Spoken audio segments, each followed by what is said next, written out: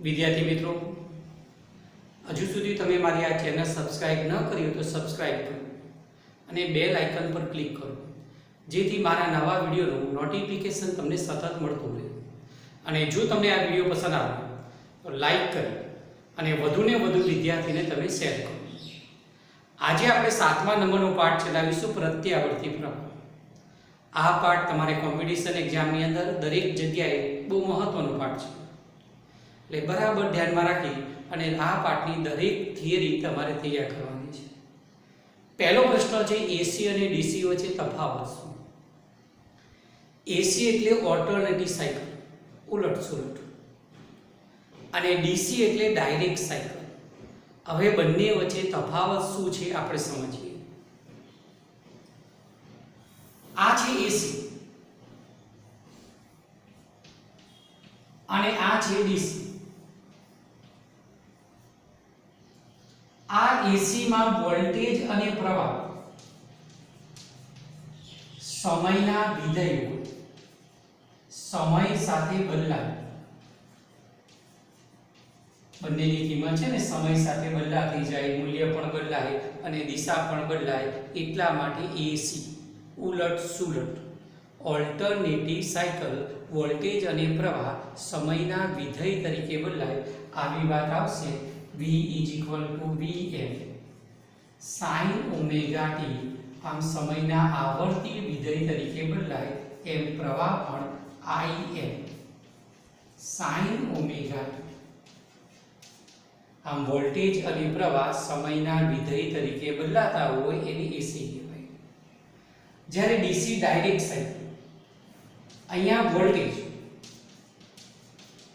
બરાબર V અને પ્રવાહ, આ પ્રવાહ અને વોલ્ટેજ સમય સાથે બદલાતા નથી।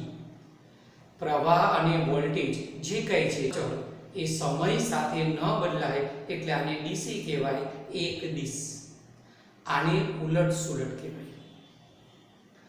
આ જે એસી છે એના વોલ્ટેજમાં આપણે ફેરફાર કરી શકીએ, જરૂર પડે ને તો વોલ્ટેજ વધારી શકાય, ઘટાડી શકાય। ટ્રાન્સફોર્મર નામનું સાધન હોય જે એસી વોલ્ટેજ વધારે કે ઘટાડે, જ્યારે આ જે ડીસી વોલ્ટેજ છે ને એમાં ફેરફાર ન થાય, ફેરફાર ન કરી શકાય। એટલા જ માટે આપણા ઘરમાં એસી આવે છે। કોઈ સાધન વધારે વોલ્ટેજ ઉપર કામ કરતું હોય, કોઈ સાધન ઓછા વોલ્ટેજ પર કામ કરતું હોય તો એલિમીટર, ટ્રાન્સફોર્મરની મદદથી આપણે વોલ્ટેજ વધારી કે ઘટાડી શકીએ, જ્યારે ડીસીમાં એવું શક્ય નથી।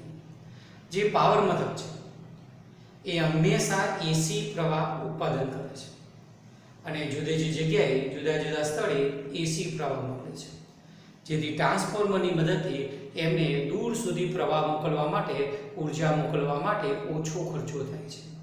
એટલે જે કાંઈ વિદ્યુત મથક છે ત્યાં એસીનું ઉત્પાદન થાય અને લાંબા અંતર સુધી મોકલી શકાય અને વ્યય, લોસ અથવા જે મનીનો કન્ઝમ્પશન છે એ પણ, ખર્ચો પણ કેવો થાય, ઓછો થાય।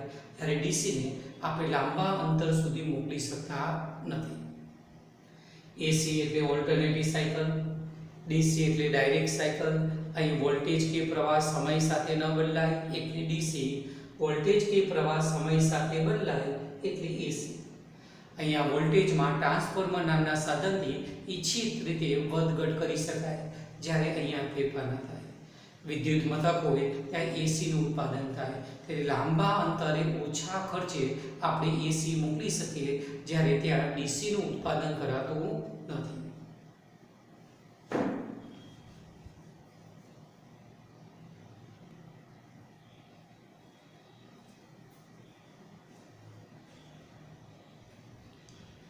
આ પાઠની પહેલી થિયરી, અવરોધ સાથે એસી વોલ્ટેજ જોડી અને વોલ્ટેજ અને પ્રવાહના સૂત્ર મેળવો અને ત્યારબાદ એનો યોગ્ય ગ્રાફ દોરી સમજાવો। આવી ત્રણ થિયરી આવશે, પહેલા અવરોધ માટે, પછી ઇન્ડક્ટર માટે અને પછી કેપેસિટર માટે। ત્રણે ત્રણ થિયરી સરખી, પહેલા વોલ્ટેજનું સૂત્ર, એના પરથી પ્રવાહનું સૂત્ર અને છેલ્લે ગ્રાફ। એટલે આપણે અવરોધ જોડવાનો છે એસી વોલ્ટેજ સાથે, પછી V ના સૂત્ર અને I ના સૂત્ર અને પછી ગ્રાફ દોરવાનો છે. આ છે અવરોધ અને એની સાથે આ વોલ્ટેજ એસી વોલ્ટેજ પ્રાપ્તિ સ્થાન જોડેલું છે. આ પ્રાપ્તિ સ્થાન છે એસી, આ પ્રકારની નિશાની હોય એસી પ્રાપ્તિ સ્થાન. ક્યાંય પ્રવાહનું તેજ નહીં બતાવવાનું. એટલે એસી પ્રાપ્તિ સ્થાન સાથે અવરોધ જોડેલો છે. તમે જાણો છો કે એસી એટલે શું? ઉલટ સૂત્ર. વોલ્ટેજ અને પ્રવાહ સમય સાથે શું થાય? બદલાતા રહે. અહીંયા વોલ્ટેજ V બરાબર Vm sin ઓમેગા t અનુસાર બદલાય. સમયનું એક આવર્તી વિધેય છે. આ છે એસી વોલ્ટેજ. V બરાબર Vm sin ઓમેગા t. આ જે Vm છે ને એને મહત્તમ વોલ્ટેજ, આને જ કંપ વિસ્તાર કહેવાય. કોઈ હાર્મોનિક સમીકરણ હોય, ડાબી તે સાઇન કોસ આવતો હોય અને સમયનું વિધેય હોય, એને હાર્મોનિક સમીકરણ કહેવાય. એ હાર્મોનિક સમીકરણનો ગ્રાફ હંમેશા સાઇન વક્ર કે કોસાઇન વક્ર મળે અને એની સાથે જે સહગુણક પદ હોય એને કંપ વિસ્તાર કહેવાય. અને કંપ વિસ્તારનો અર્થ એવો થાય કે V ની મોટામાં મોટી કિંમત. એટલે આ જે રાશિ હોય ને એની મહત્તમ કિંમત. એટલે હંમેશા આવું કોઈ પણ સમીકરણ હોય તો આ સહગુણક એટલે મહત્તમ વેલ્યુ, એને કંપ વિસ્તાર તરીકે પણ ઓળખાય. V બરાબર IR. આ વાત અહીંયા મૂકી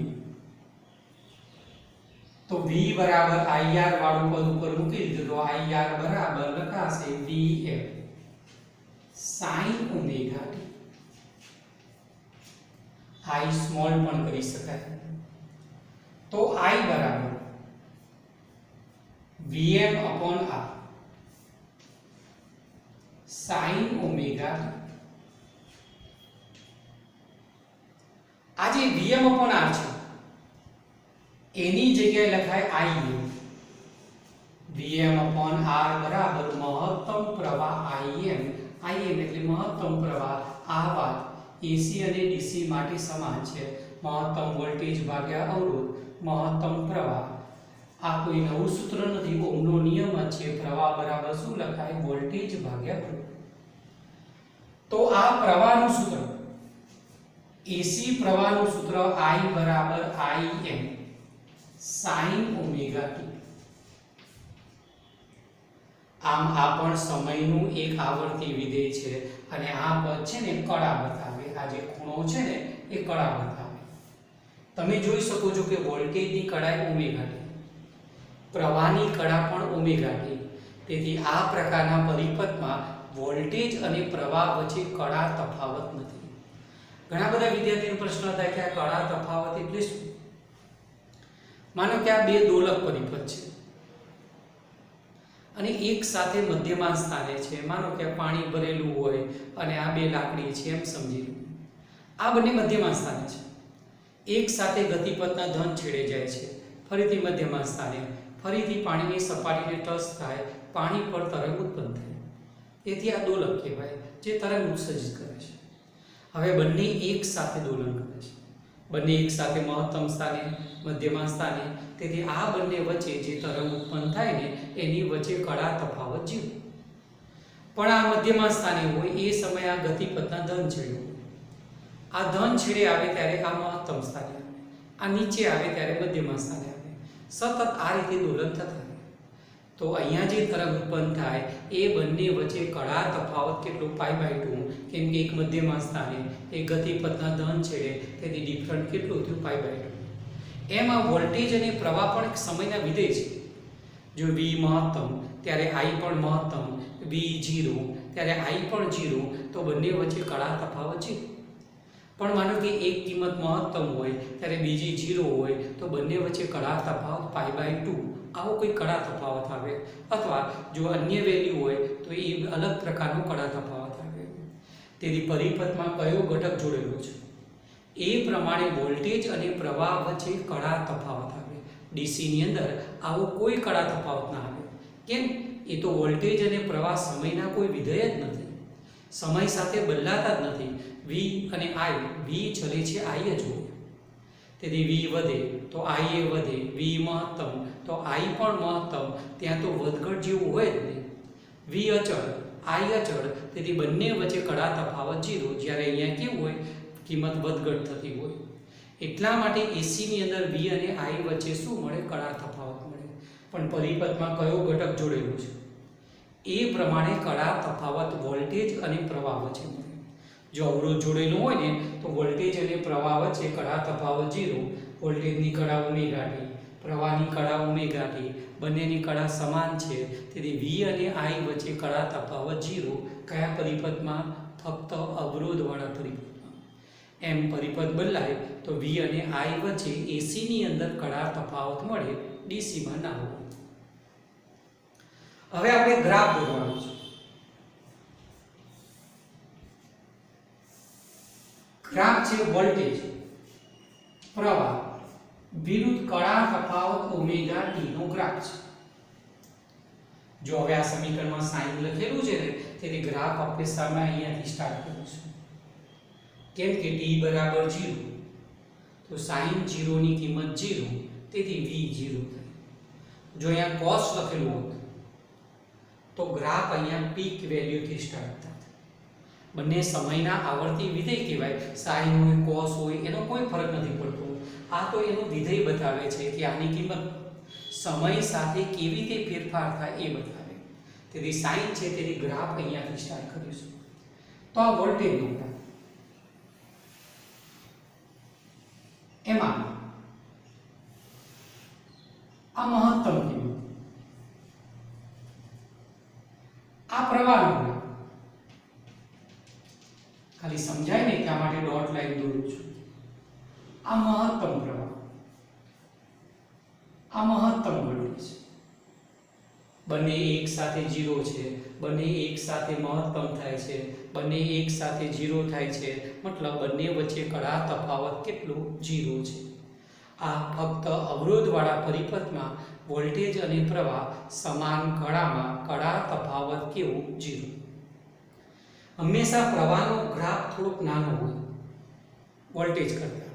કેમ કે ઓહમના નિયમ અનુસાર પ્રવાહ બરાબર શું લખાય? વોલ્ટેજ ભાગ્યા અવરોધ. તેથી પ્રવાહની કિંમત હંમેશા વોલ્ટેજને અવરોધમાં ભાગની થાય. તેથી પ્રવાહનો ગ્રાફ થોડો વોલ્ટેજ કરતાં થોડોક નીચે મળે. આ ધ્યાનમાં રાખવાનું. ફરીથી અવરોધવાળો પરિપથ, એસી વોલ્ટેજનું સૂત્ર લખી દીધું. V IR, IR વાળી કિંમત અહીંયા મૂકી દીધી. I નું સૂત્ર Vm/R બરાબર Im. આ વાત AC અને DC બંને માટે લાગુ પાડી શકાય. આ પ્રવાહનું સૂત્ર, બંને સમાન કડામાં, તેથી બંનેનો ગ્રાફ કેવો મળે? sin વક્ર. બંનેની કિંમત મેક્સિમમ એક સાથે, બંનેની કિંમત 0. બંને વચ્ચે કડા તફાવત કેટલું? 0. ફક્ત અવરોધવાળા પરિપથ માટે.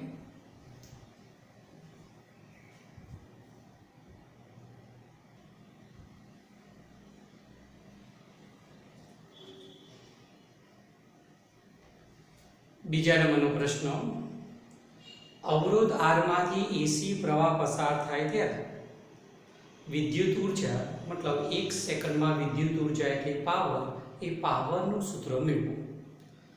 આવી 3 થિયરી આવશે. ફક્ત ઇન્ડક્ટર માટે પણ પાવરનું સૂત્ર, પછી કેપેસિટર માટે પણ પાવરનું સૂત્ર. તો અહીંયા પાવરનું સૂત્ર સાબિત કરવાનું છે. તમે જાણો છો કે પ્રવાહનો ગ્રાફ આવો મળે, સતત બદલાતો જાય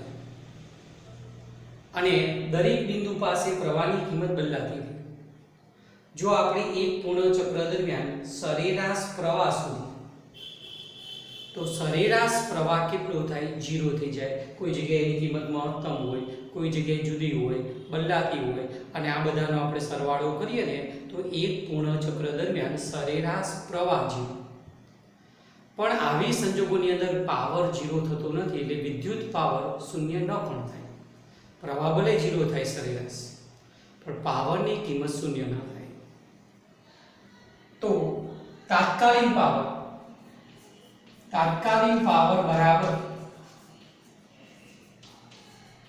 P = I²R. આ પ્રકારનું આપણી પાસે સૂત્ર છે. તાત્કાલિક પાવરનું આ સૂત્ર આપણી પાસે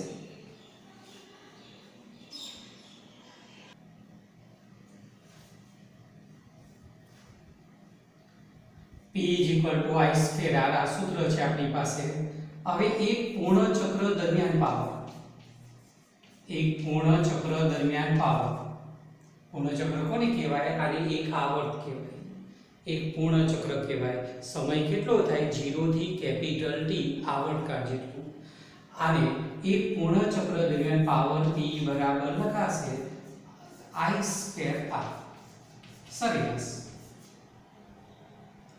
I ની જગ્યાએ આપણી પાસે સૂત્ર કયું હતું? I બરાબર શું લખતા હતા? Im sin omega t.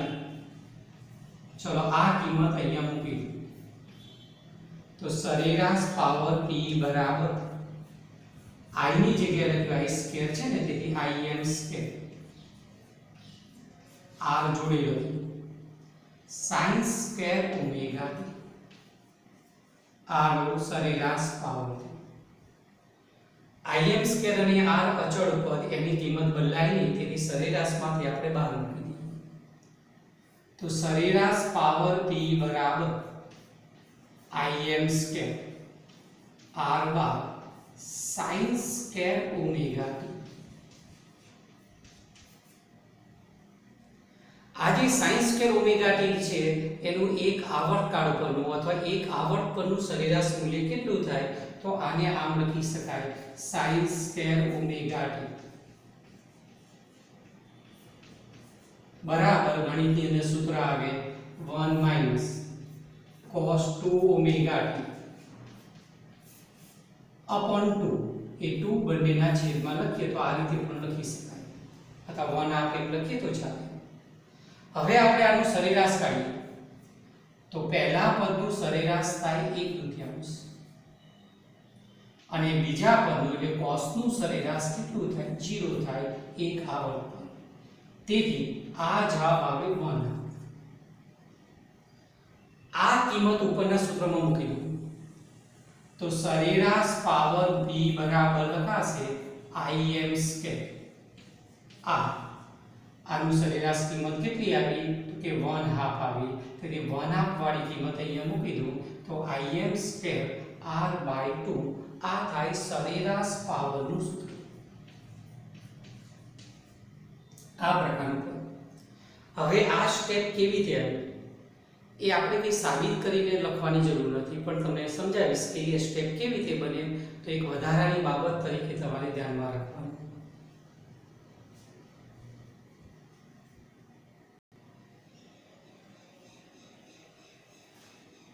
આજે sin² ઓમેગા t બરાબર 1/2 કેવી રીતે આવે? આપણે ગાણિતિક રીતે સાબિત પણ કરીએ. ગણિતની અંદર આવું સૂત્ર આવે છે cos 2 થીટા બરાબર 1 - 2 sin² થીટા. આમાંથી 2 sin² થીટા બાજુ તો 2 sin² થીટા બરાબર 1 - cos 2 થીટા. આ 2 વાળું પદ પેલી બાજુ લઈ જાઉં તો અહીંયા ભાગાકાર મળશે. આ થીટા એટલે ઓમેગા તો sin² ઓમેગા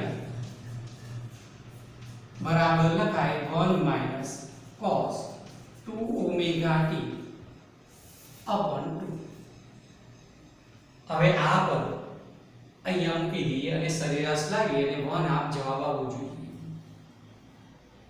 તો sin² ઓમેગા t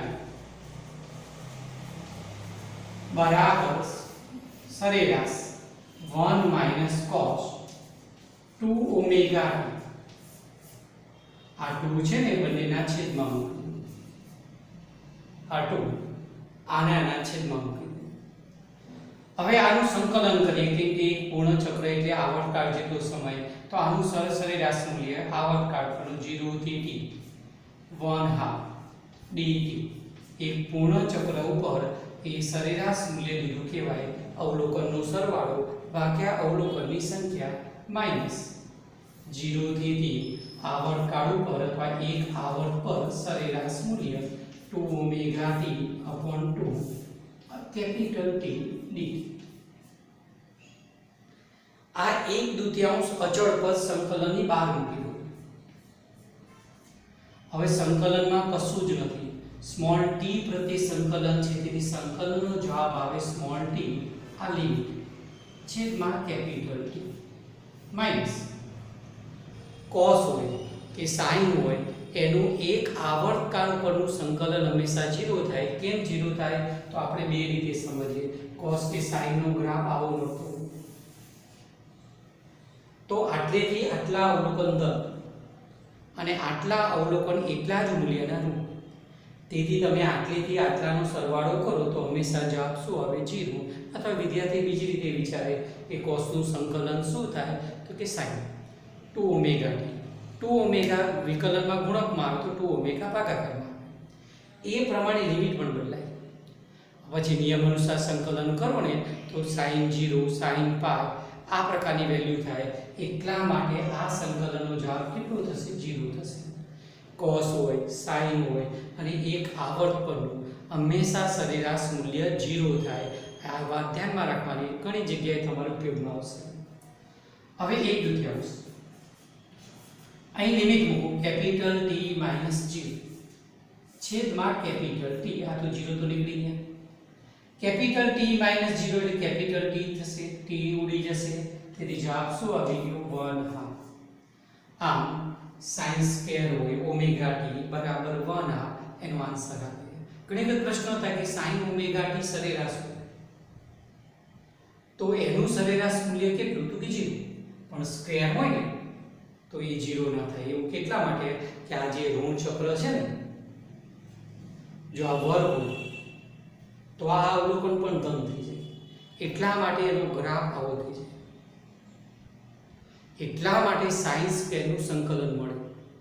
ખાલી sin ઓમેગા t હોત અને એક આવર્તકાળ પરનું સંકલન લીધું હોત તો હંમેશા 0 થાય, કેમ કે આ ધન વેલ્યુ આ ઋણ વેલ્યુ. પણ સ્ક્વેર થાય ને તો બધા ચક્ર આ રીતે મળે. એટલા માટે sin સ્ક્વેર હોય કે cos સ્ક્વેર હોય તો એનો જવાબ કેટલો આવે સરેરાશ મૂલ્ય 1/2 તરીકે.